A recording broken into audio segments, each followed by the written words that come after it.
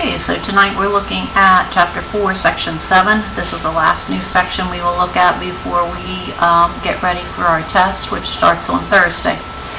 The topic for 4.7 is isometries. I've heard some people pronounce it isometries. I've always said isometries. An isometry is not anything different than what we've talked about before. It's just another vocabulary word, and what it means is that it's a reflection or a composition of reflections.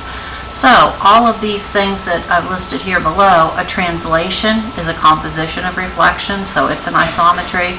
A rotation is a composition of reflection, so it's an isometry. A reflection, of course, is a reflection, so it's an isometry. And the new one that we're going to be talking about today is a glide reflection.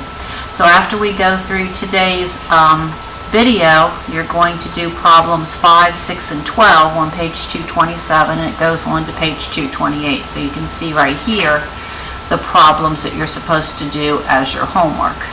Right here, page 227, 228, 5, 6, and 12. All right, so what is a glide reflection?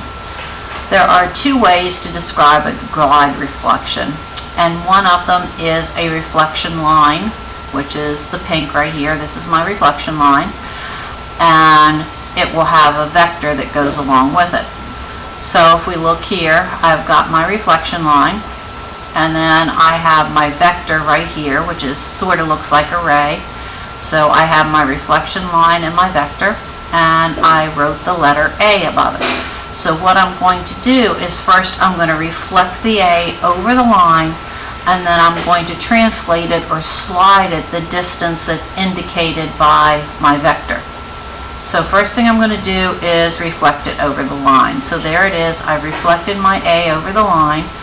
There's the A up here. Actually, I probably shouldn't move it. There we go. That's a little bit better. So that looks a little bit more like a reflection.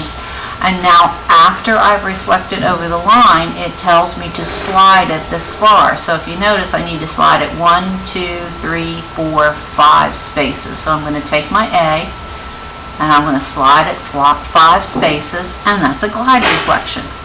So I've reflected, and then I've slid it. So this is called a glide reflection. It's really not anything complicated. It's just a reflection combined with a translation. So sort of you have 3 reflections. So here we go. Here's another way to look at it. There's a different letter. The R has been reflected over the dotted line, and then here is my vector right here, and the R gets slid down. So notice this R started right here whenever it was reflected. It's right here at the end of the vector. So now the upright of the R is at the end of the vector, whereas with the one that I did, whenever I started out, my A was down here with this side at the end of the vector, and then when I slid it down, it's now at the end of the vector. Okay, so that is a glide reflection. So here are some different isometries, which are reflections or composite of reflections that we've talked about. Some of them, the orientation is going to switch, and some of them, the orientation is going to be preserved. The two that the orientation switches are the glide reflections and the plane reflections. The ones with the orientation doesn't switch is the translations and the rotations. So if you look at that chart that I gave you today in class, the chart is to help you organize all of these things together.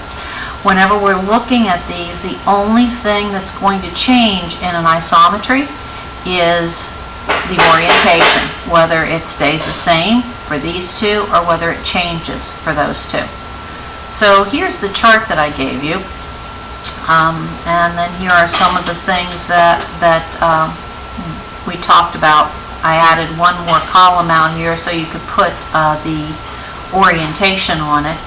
But we have a translation, we have a rotation, we have a reflection, and we have a glide reflection. Here is how I would describe it in terms of a composition of reflections. Here is how I would determine the magnitude. And then here are other ways that we can use to describe it. Clockwise, counterclockwise. We might talk about vectors, rays, and coordinates. So this kind of helps you figure it out. And although that says test starts Monday, that was last year, our test is going to start on Thursday. And then even though the test starts on Thursday, it will also work on it on Friday, so you don't need to worry. I know you have another test on Thursday, but we'll make it work out so that it won't be that tough for you. So the test starts on Thursday, and then we'll also work on it on Friday.